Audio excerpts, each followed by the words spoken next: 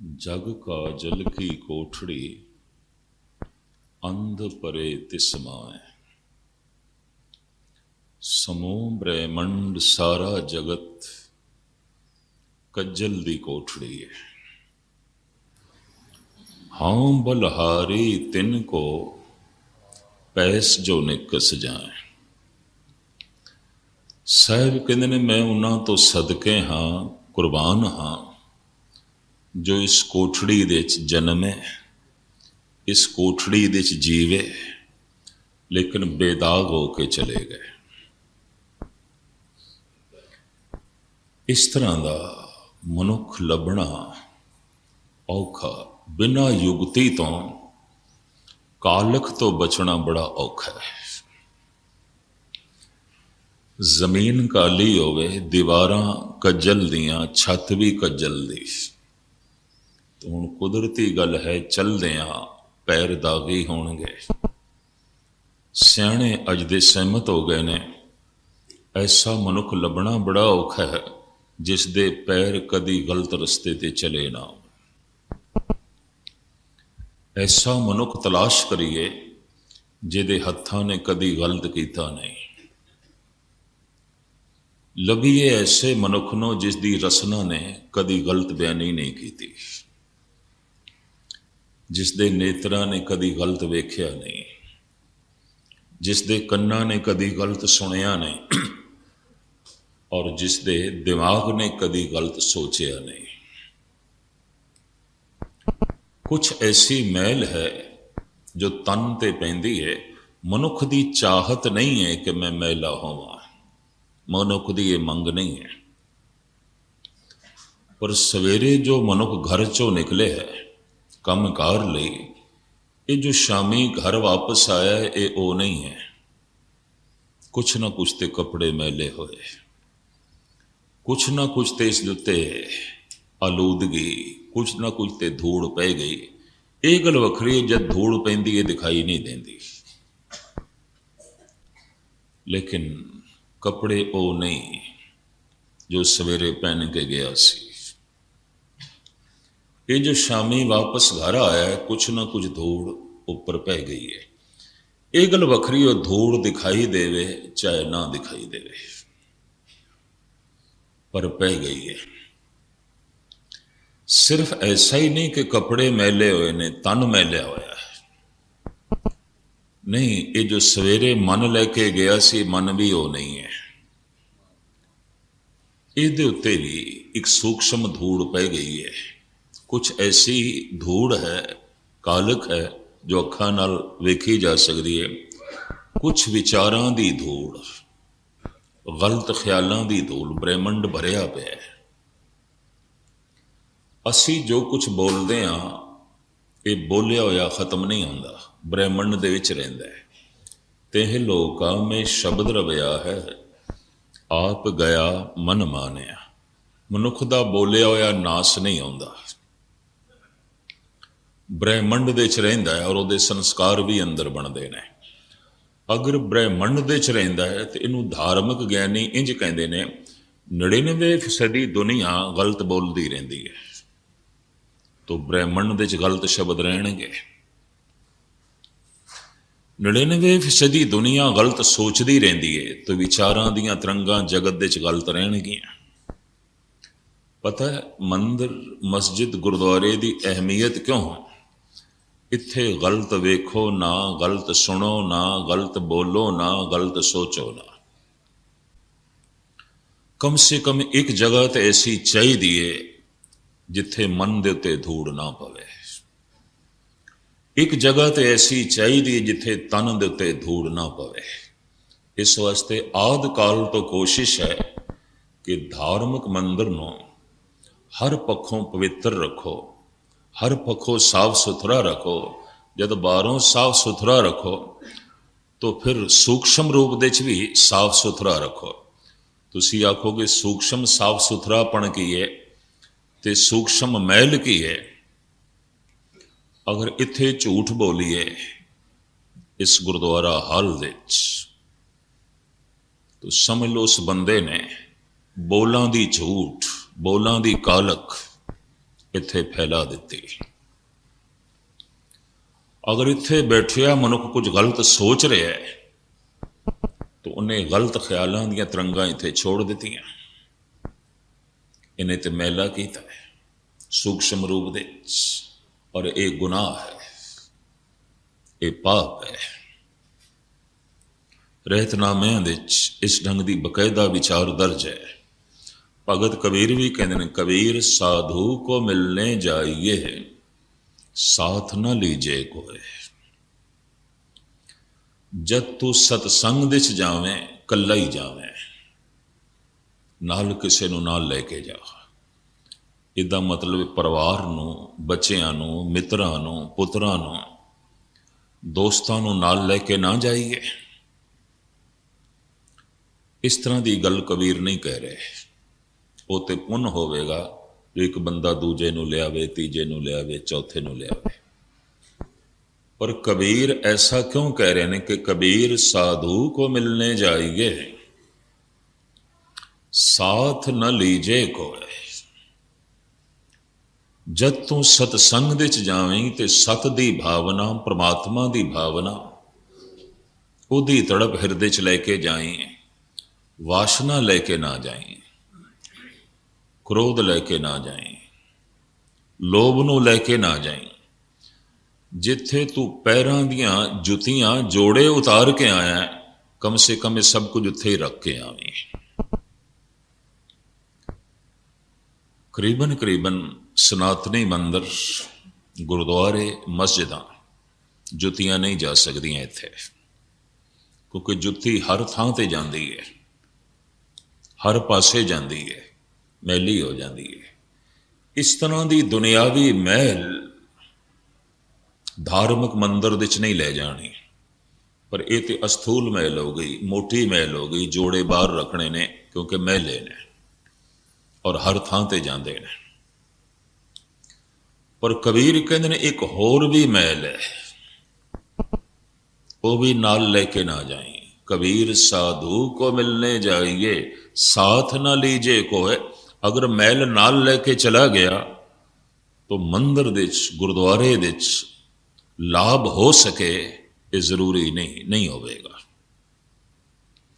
वासना बाहर रख के आवी, तृष्णा नूं बाहर रख के आवी, कामनावां नूं बाहर रख के आवी, बदले दी भावना नूं बाहर रख के आवी, हंकार नूं बाहर रख के आवी। पैरां दियां जुतियां मनुख बाहर उतार के आंदा है, हज़ारां तरह दियां जुतियां नाल ले आउंदा है।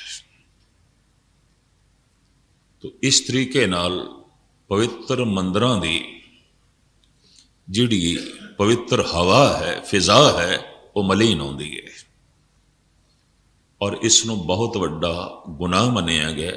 चलो तू बाजार दे संजम नहीं रख सकदा, चल गलत सोचदा है, गल वखरी।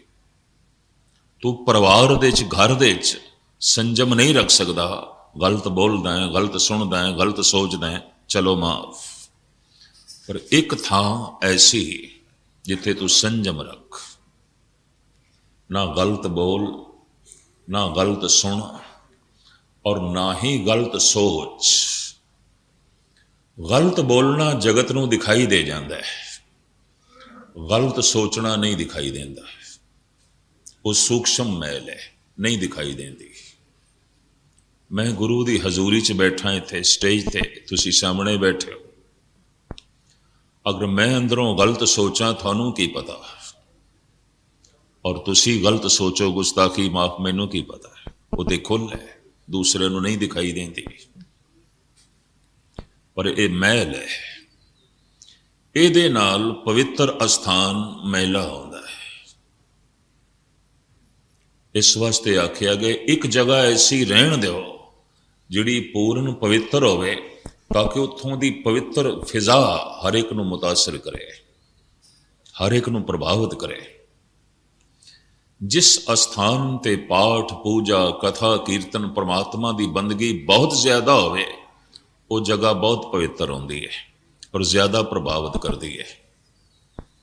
एक नहीं हज़ारां मनुखां दा ऐसा कहना है कि आसा दीवार होर गुरुद्वारियां च भी सुनते हाँ, सीसगंज भी सुनते हाँ, बंगला साहब भी सुनते हाँ, ਪਰ ਮਨ ਦੇ ਉੱਤੇ ਜ਼ਿਆਦਾ ਅਸਰ ਪੈਂਦਾ ਹੈ।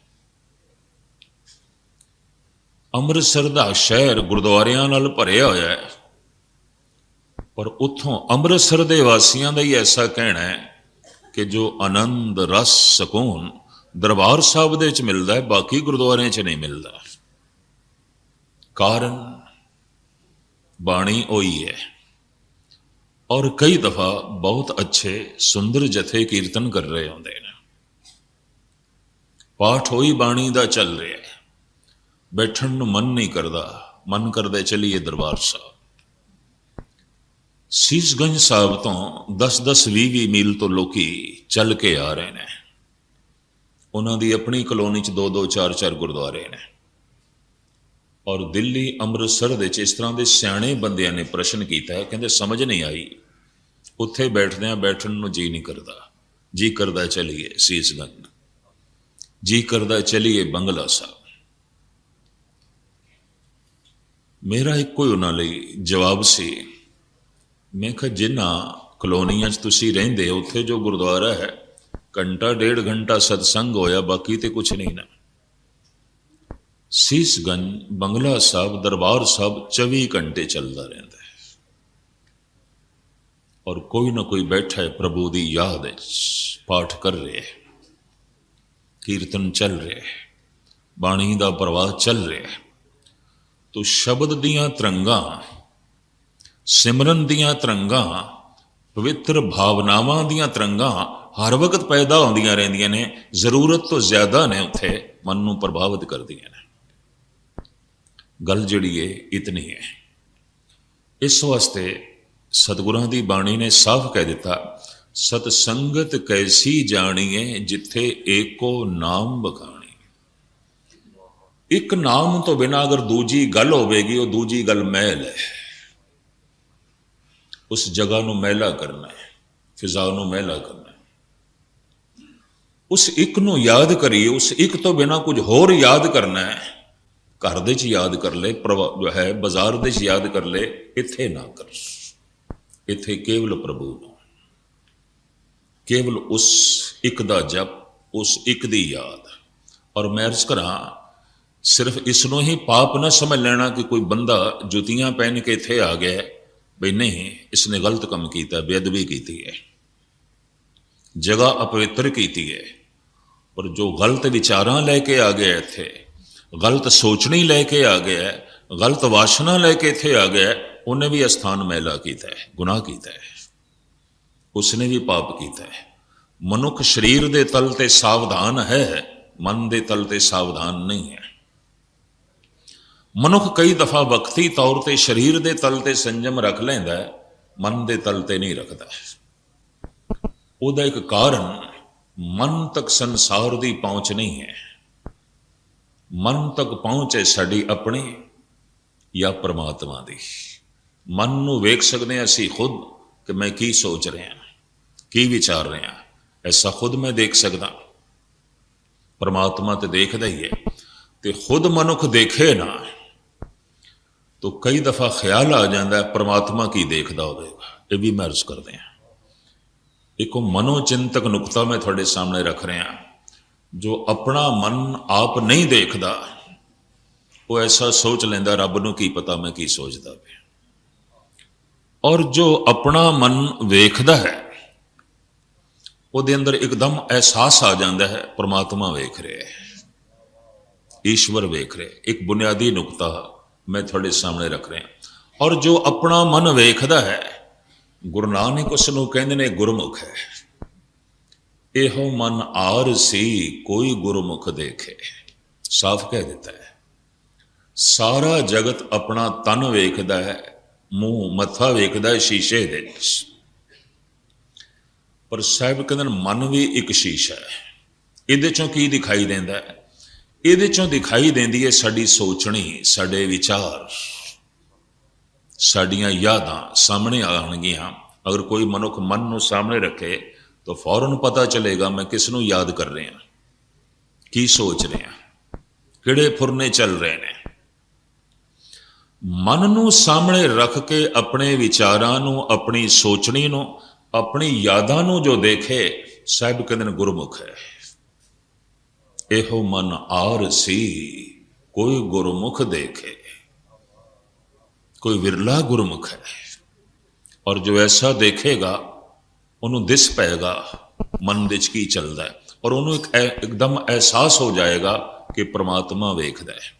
ਭਾਈ ਸਾਹਿਬ ਭਾਈ ਗੁਰਦਾਸ ਜੀ ਕਹਿੰਦੇ ਨੇ, ਅੰਤਰ ਜਾਮੀ ਸੁਨ ਕੰਪਤ ਹੂੰ ਅੰਤਰਗਤ। ਹੇ ਪ੍ਰਭੂ, ਮੈਨੂੰ ਕੰਬੜੀ ਛਿੜ ਜਾਂਦੀ ਹੈ। ਹੇ ਗੁਰੂ, ਮੈਂ ਤੇ ਕੰਬ ਉੱਠਦਾ ਜਦ ਮੈਂ ਇਹ ਸੁਣਦਾ, ਤੇ ਜਦ ਮੈਨੂੰ ਇਹ ਪਤਾ ਚੱਲਦਾ ਹੈ ਕਿ ਤੂੰ ਇਹ ਵੀ ਵੇਖ ਲੈਂਦਾ ਕਿ ਅੰਦਰ ਵਿਚਾਰ ਕੀ ਚੱਲਦੇ ਨੇ, ਮੈਂ ਸੋਚਦਾ ਕੀ ਪਿਆ, ਮੈਂ ਕਿਸ ਨੂੰ ਯਾਦ ਕਰ ਰਿਹਾ। ਤੇ ਜਦ ਮੈਨੂੰ ਪਤਾ ਚੱਲਦਾ ਹੈ ਕਿ ਤੇਰੀ ਇੱਥੇ ਤੱਕ ਪਹੁੰਚ ਹੈ, ਤੂੰ ਅੰਤਰਯਾਮੀ ਹੈ, ਅੰਦਰ ਦੀ ਗੱਲ ਜਾਣਦਾ, ਤੂੰ ਅੰਤਰ ਦਾ ਗਿਆਤਾ ਹੈ। ਬਾਹਰੋਂ ਕੋਈ ਕੀ ਕਰ ਰਿਹਾ ਹੈ ਇਹ ਤੇ ਤੂੰ ਵੇਖਦਾ ਹੈ, ਪਰ ਅੰਦਰੋਂ ਕੋਈ ਕੀ ਸੋਚ ਰਿਹਾ ਹੈ ਤੂੰ ਇਹ ਵੀ ਵੇਖਦਾ ਹੈ। ਭਾਈ ਸਾਹਿਬ ਕਹਿੰਦੇ ਨੇ, ਅੰਤਰ ਜਾਮੀ ਸੁਨ ਕੰਪਤ ਹੂੰ ਅੰਤਰਗਤ, ਪਤਤ ਪਾਵਨ ਸੁਨ ਆਸਰੋ ਉਰਧਾਰ ਹੂੰ। ਇੱਕ ਸੂਤਰ ਹੈ ਕਿ ਜੋ ਆਪਣਾ ਮਨ ਵੇਖਦਾ ਉਸ ਦੇ ਅੰਦਰ ਇੱਕਦਮ ਅਹਿਸਾਸ ਹੋਵੇਗਾ ਪ੍ਰਮਾਤਮਾ ਵੇਖਦਾ ਹੈ, ਦੇਖ ਰਿਹਾ ਮੇਰੀ ਸੋਚਣੀ ਨੂੰ, ਦੇਖ ਰਿਹਾ ਮੇਰੇ ਵਿਚਾਰਾਂ ਨੂੰ। ਐਸਾ ਮਨੁੱਖ ਮਨ ਦੇ ਤਲ ਤੇ ਸੰਜਮ ਰੱਖੇਗਾ, ਦੂਸਰਾ ਨਹੀਂ ਰੱਖ ਸਕਦਾ, ਕਿਉਂਕਿ ਮਨ ਤੱਕ ਸਮਾਜ ਦੀ ਪਹੁੰਚ ਨਹੀਂ ਹੈ, ਮਨ ਤੱਕ ਕਾਨੂੰਨ ਦੀ ਪਹੁੰਚ ਵੀ ਨਹੀਂ। ਮੈਂ ਮਨ ਨਾਲ ਚੋਰੀ ਕਰਾਂ, ਪੁਲਿਸ ਨਹੀਂ ਪਕੜ ਸਕਦੀ। ਕੋਈ ਮਨ ਨਾਲ ਕਤਲ ਕਰੇ, ਕਾਨੂੰਨ ਦੇ ਜੋ ਹੈ ਕਟਹਿੜੇ 'ਚ ਨਹੀਂ ਖੜਾ ਕੀਤਾ ਜਾ ਸਕਦਾ। ਕੋਈ ਮਨ ਨਾਲ ਕਿਸੇ ਦੇ ਘਰ ਨੂੰ ਅੱਗ ਲਾਵੇ, ਸੋਚੇ, ਉਹਨੂੰ ਅਦਾਲਤ ਦੇ 'ਚ ਨਹੀਂ ਖੜਾ ਕੀਤਾ ਜਾ ਸਕਦਾ, ਹੱਥਕੜੀ ਨਹੀਂ ਪਹਿਨਾਈ ਜਾ ਸਕਦੀ, ਉਹਨੂੰ ਨਹੀਂ ਪਕੜਿਆ ਜਾ ਸਕਦਾ।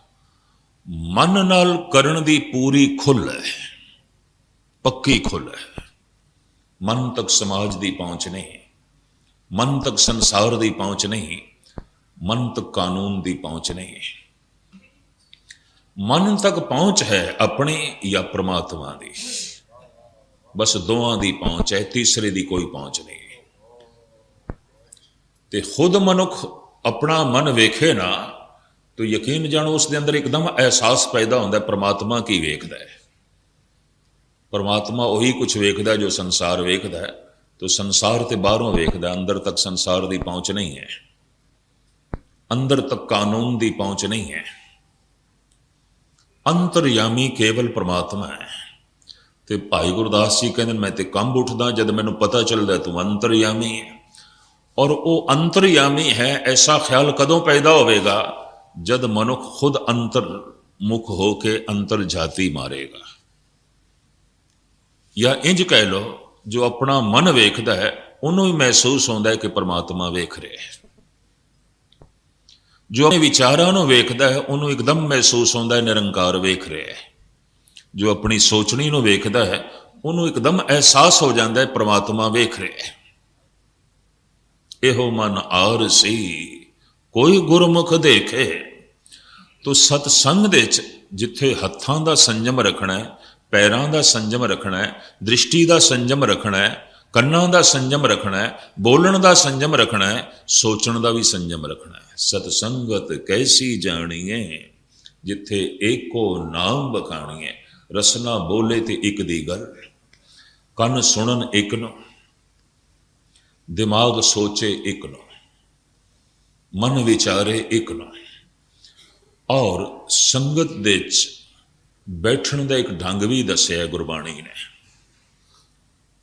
ਸਰੀਰਕ ਤੌਰ ਤੇ ਮੈਂ ਨਹੀਂ ਕਹਿ ਰਿਹਾ, ਸਰੀਰਕ ਮਜਬੂਰੀਆਂ ਹਰ ਇੱਕ ਦੀਆਂ ਅਲੱਗ-ਅਲੱਗ ਹੋ ਸਕਦੀਆਂ, ਸਰੀਰਕ ਤਲ ਦੀ ਗੱਲ ਨਹੀਂ, ਇਸ ਨੂੰ ਕਿਧਰੇ ਸਰੀਰਕ ਤਲ ਤੇ ਨਾ ਲੈਣਾ। ਸਾਧ ਸੰਗਤ ਮਿਲ ਰਹੀ ਹੈ ਮਾਧੋ ਜੈਸੇ ਮਦਪ ਮਖੀਰਾ। ਭਗਤ ਰਵਿਦਾਸ। ਜਿੱਥੇ ਕਬੀਰ ਕਹਿੰਦੇ ਨੇ ਸਤ ਸੰਗਤ 'ਚ ਜਾਵੀਂ, ਕਿਸੇ ਨੂੰ ਨਾਲ ਲੈ ਕੇ ਨਾ ਜਾਈਂ, ਸਭ ਕੁਝ ਬਾਹਰ ਸੁੱਟ ਕੇ ਆਵੇਂ। ਗਲਤ ਸੋਚਣੀ, ਗਲਤ ਵਿਚਾਰ, ਵਾਸ਼ਨਾ ਸਭ ਬਾਹਰ ਰੱਖ ਕੇ ਆਵੇਂ, ਲਾਭ ਹੋਵੇਗਾ।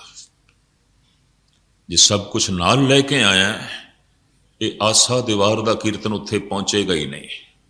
ਜੋ ਨਾਲ ਲੈ ਕੇ ਆਇਆ ਨੇ ਰੋਕ ਖੜੀ ਕਰ ਦੇਣੀ।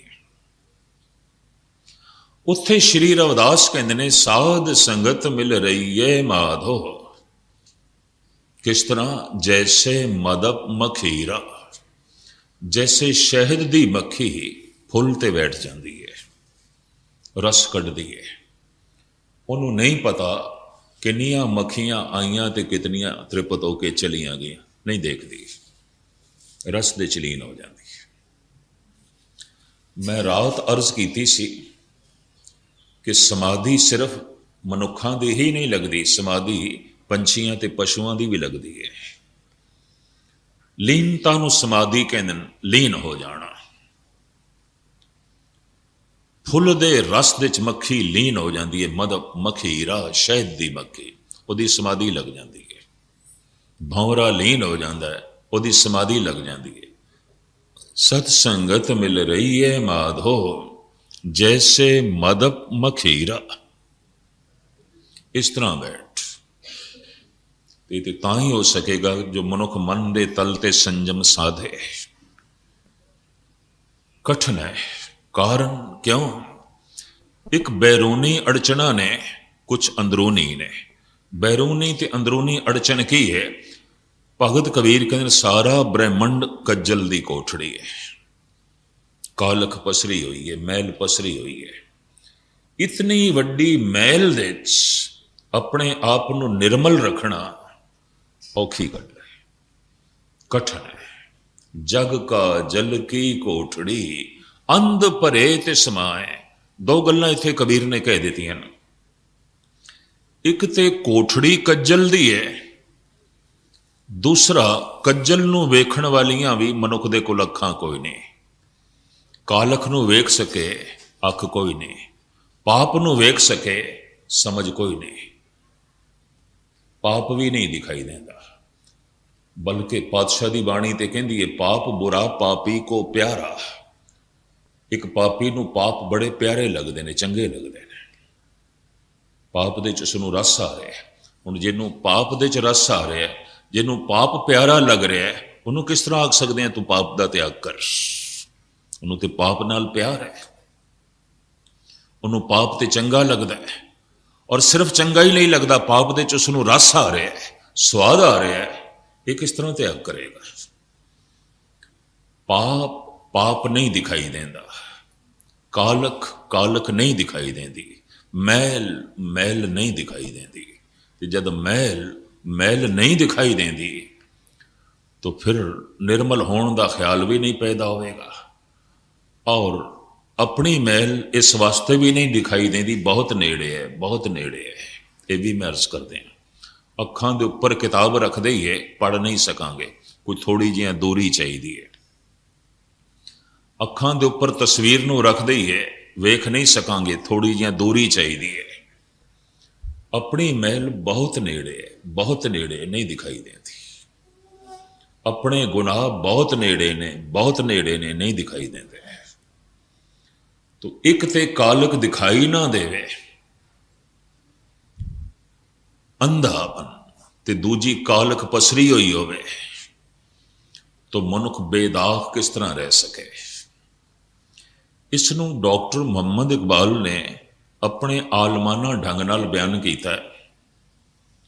ਦਰਮਿਆਨੇ ਕਾਰੇ ਦਰਿਆ ਤਖਤਾ ਬਦਮ ਕਰਦਾ ਅਮੀ, ਬਾਜ਼ਮੀ ਗੋਇਨ ਕੇ ਦਾਮਨ ਤਰਮ ਕੁਨ ਹੋਸ਼ਿਆਰ ਬਾਸ਼।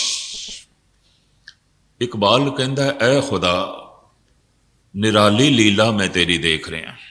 ਦਰਮਿਆਨੇ ਕਾਰੇ ਦਰਿਆ ਤਖਤਾ ਬਦਮ ਕਰਦਾ ਅਮੀ, ਤੂੰ ਮੈਨੂੰ ਲੱਕੜ ਦੇ ਤਖਤੇ ਨਾਲ ਬੰਨ ਦਿੱਤਾ ਹੈ ਤੇ ਸੁੱਟ ਦਿੱਤਾ ਹੈ ਦਰਿਆ ਦੇ ਵਿੱਚ, ਉਸ ਦਰਿਆ ਦੇ ਵਿੱਚ ਜਿਸ ਦੇ ਛੱਲਾਂ ਨੇ। ਤੇ ਹੁਣ ਉੱਪਰੋਂ ਮੈਨੂੰ ਆਖ ਰਿਹਾ ਤੂੰ ਭਿੱਜੀ ਨਾ,